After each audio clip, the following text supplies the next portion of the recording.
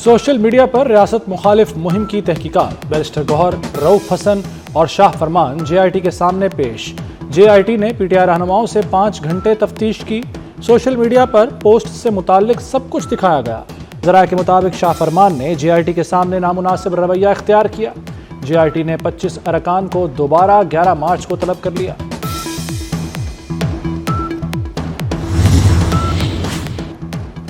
وزیراعظم کا اسی ماہ صنعتوں کے لیے بجلی سستی کرنے کا اعلان، تعمیراتی پیکج پر عمل کرانے کی یقین دہانی بھی کرا دی۔ وزیراعظم کی کاروباری وفد سے ملاقات کی اندرونی کہانی سامنے آ گئی۔ سابق وفاقی وزیر گوہر اعجاز کی کارپوریٹ فارمنگ کے فروغ کی سفارشات، وزیراعظم کو برآمدات بڑھانے کے لیے ہر ممکن سپورٹ کی یقین دہانی کرائی۔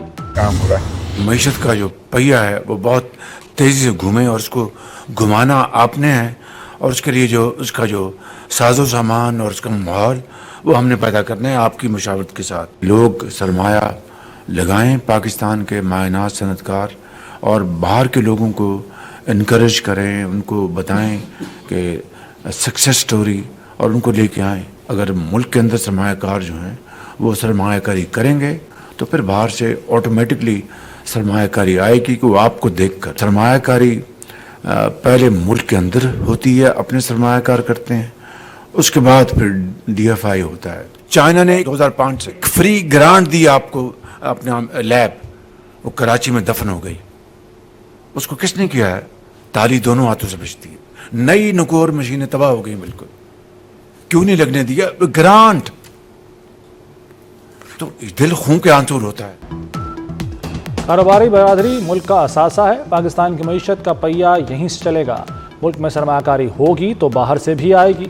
وزیراعظم شہباز شریف کی کاروباری شخصیات کے وفد سے ملاقات میں گفتگو، کہا چین نے فری لیب گرانٹ دی جو کراچی میں دفن ہو گئی۔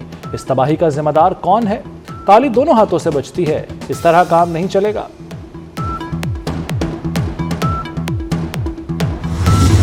پاکستان اور آئی ایم ایف کے درمیان اقتصادی جائزہ مذاکرات۔ آئی ایم ایف کا صنعتی اور زرعی شعبے کے لیے موسم سرما ریلیف پیکج کو پورے مالی سال تک توسیع کی اجازت سے انکار۔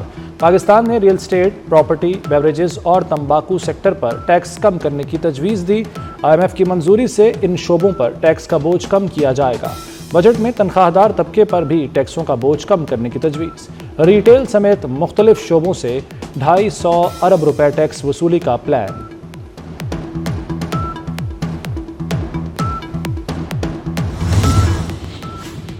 وفاقی کابینہ میں تبدیلیاں، متعدد وزراء کے قلمدان تبدیل، نئے ارکان کو قلمدان تفویض۔ علی پرویز ملک پیٹرولیم کے وزیر مقرر، علیم خان مواصلات کے وفاقی وزیر بن گئے، خالد مکسی سائنس اور ٹیکنالوجی، مصطفیٰ کمال وزیر صحت، رضا حیات راج کو دفاعی پیداوار کی وزارت دے دی گئی، طارق فضل چودھری پارلیمانی امور سنبھالیں گے، معین بٹو آبی وسائل، اورنگزیب کھچی قومی ورثہ کے وزیر، رانا مبشر اقبال کے لیے وزیر برائے پبلک افیئر یونٹ کا قلمدان، سردار محمد یوسف مذہبی امور کے وزیر بن گئے، شہزاد فاطمہ کو آئی ٹی کی وزارت مل گئی، مصدق ملک موسمیاتی تبدیلی کے وفاقی وزیر مقرر۔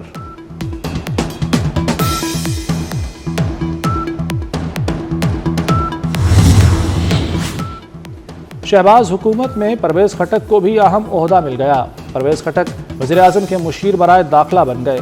طلال چودھری کو وزیر مملکت برائے داخلہ اور نارکوٹکس کنٹرول کا چارج دیا گیا۔ رانا تنویر حسین وفاقی وزیر غذائی تحفظ ہوں گے۔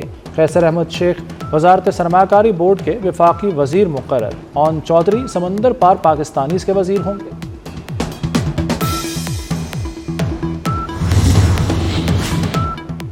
معاونین خصوصی اور مشیران کے قلمدانوں کا اعلان بھی کر دیا گیا۔ محمد علی مشیر نجکاری تعینات، ہارون اختر صنعت و پیداوار، حذیفہ رحمان قومی ثقافت و ورثہ کے معاون خصوصی ہوں گے۔ مبارک زیب قبائلی امور، طلحہ برکی سیاسی امور کے معاون خصوصی بن گئے۔ توقیر حسین شاہ مشیر برائے وزیر اعظم آفس مقرر۔ 3 نئے وزراء کے حلف نہ اٹھانے کی وجہ سے انہیں قلمدان نہیں دیے گئے۔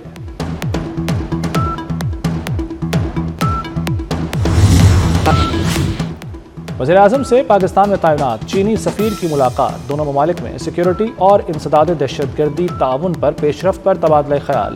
چینی سفیر نے شہباز شریف کو پاک چین دو طرفہ تعاون کی تازہ ترین پیش رفت سے آگاہ کیا۔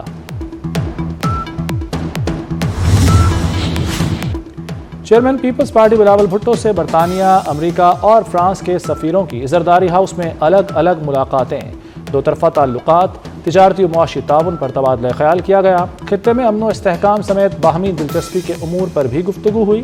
ملاقاتوں میں پیپلز پارٹی کے سینئر رہنما نیر بخاری بھی موجود تھے۔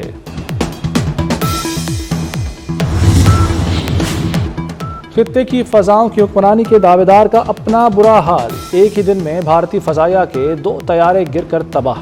AN-32 ٹرانسپورٹ اور جیگوار لڑاکا طیارہ گر کر تباہ۔ جیگوار لڑاکا طیارے کا پائلٹ حادثے میں محفوظ رہا۔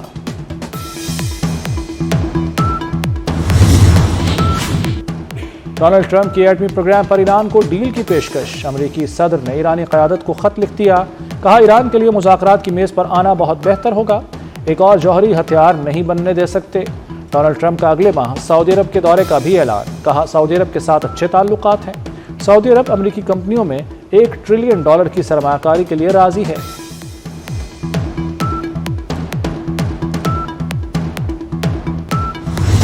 داعش کے دہشت گرد شریف اللہ کی گرفتاری کا کریڈٹ پاکستان کو جاتا ہے، ترجمان امریکی محکمہ خارجہ ٹیمی گروس کا پاکستان سے اظہار تشکر، کہا دہشت گردی کے خلاف جنگ میں پاکستان ہمارا اتحادی ہے، امریکیوں کو محفوظ رکھنے کے عزم کے تحت شریف اللہ گرفتار ہوا، شریف اللہ 13 امریکی فوجیوں کی ہلاکت کا ذمہ دار ہے۔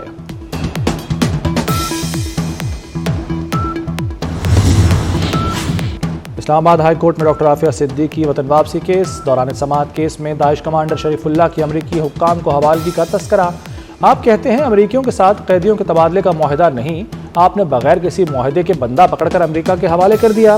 جسٹس اعجاز اسحاق کا ایڈیشنل اٹارنی جنرل سے مکالمہ، کہا اب حکومت عافیہ صدیقی کی درخواست کو نمٹانے کا کہہ رہی ہے، عدالت نے سماعت آئندہ جمعے تک ملتوی کر دی۔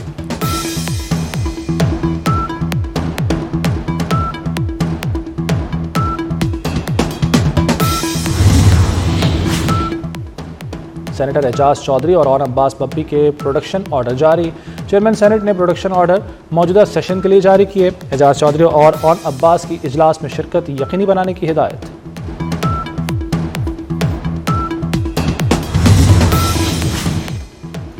حیدرآباد میں SSP ڈاکٹر فاروق لنجار کا تبادلہ، عدیل چانڈیو حیدرآباد کے نئے SSP تعینات، وکلا نے ہفتے کو کراچی میں وزیر اعلیٰ ہاؤس کے باہر احتجاج کا اعلان کر رکھا ہے۔ وزیر اعلیٰ مریم نواز کی زیر صدارت اجلاس، لاہور ڈیولپمنٹ پروجیکٹ پر پیش رفت کا جائزہ لیا گیا، مریم نواز کا نہر کی صفائی کرانے کا حکم، سیوریج سسٹم بنانے کی ہدایت، پہلے مرحلے میں لاہور میں 450 سیوریج پائپ بچھائے جائیں گے۔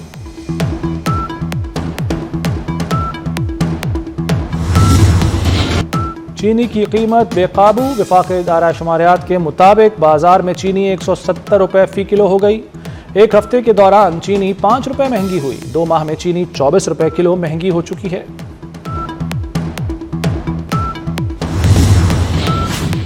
ڈیزل بسوں کو الیکٹرک میں بدلنے کی پالیسی بنانے کا حکم، پنجاب ٹرانسپورٹ ڈپارٹمنٹ کو رکشہ مینوفیکچررز سے متعلق پالیسی بنانے کی ہدایت، رکشہ مینوفیکچررز کو ساتھ ملا کر پلان بنانا چاہیے کہ دھواں کیسے کنٹرول کیا جا سکتا ہے۔ جسٹس شاہد کریم کے انسداد اسموگ کیس میں ریمارکس، کہا صبح اسکول جاتے ہوئے اور چھٹی کے ٹائم ایک مربوط ٹریفک پلان بنائیں، بڑے اسکولوں کے لیے پارکنگ ایریا لازم ہونے چاہیے۔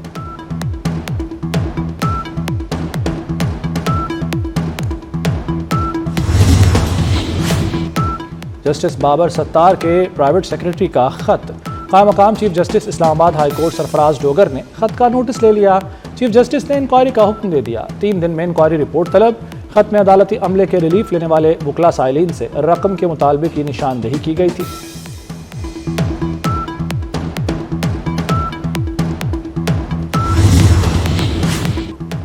امریکہ نے کینیڈا اور میکسیکو کی مصنوعات پر ٹیرف کا نفاذ اپریل تک مؤخر کر دیا۔ ڈونلڈ ٹرمپ کا کہنا ہے کہ میکسیکو اور کینیڈا پر ٹیرف کو 2 اپریل تک مؤخر کیا ہے۔ 2 اپریل امریکی تاریخ کا اہم دن ہوگا۔ کینیڈا اور بھارت ہماری مصنوعات پر سب سے زیادہ ٹیکس لگاتے ہیں۔ حماس کو غزہ میں قید تمام یرغمالیوں کو رہا کرنا ہوگا۔ غزہ کو اچھے طریقے سے چلایا جا سکتا ہے، ماضی میں کسی نے توجہ نہیں دی۔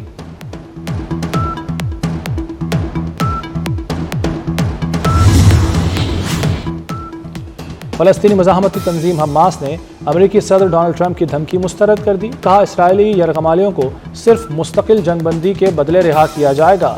ٹرمپ اور نتنیاہو جنگ بندی معاہدے سے پیچھے ہٹنے کی کوشش کر رہے ہیں۔ امریکی صدر ڈونلڈ ٹرمپ نوبل انعام کے لیے نامزد نوبل امن انعام کے لیے 300 سے زائد افراد اور اداروں کو نامزد کیا گیا۔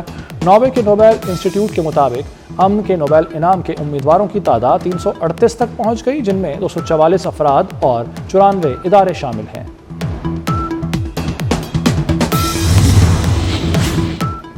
اسپیس ایکس کا اسٹار شپ راکٹ ٹیکسس سے روانہ ہونے کے چند منٹ بعد خلا میں تباہ ہو گیا۔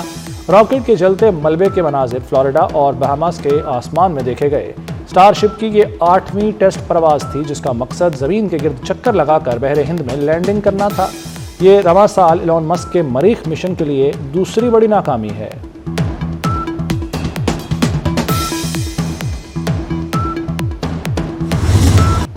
عورت ماں ہو تو جنت، بیٹی ہو تو رحمت، بہن ہو تو راحت، بیوی ہو تو محبت۔ عورت ہر روپ میں ہے تحفہ قدرت۔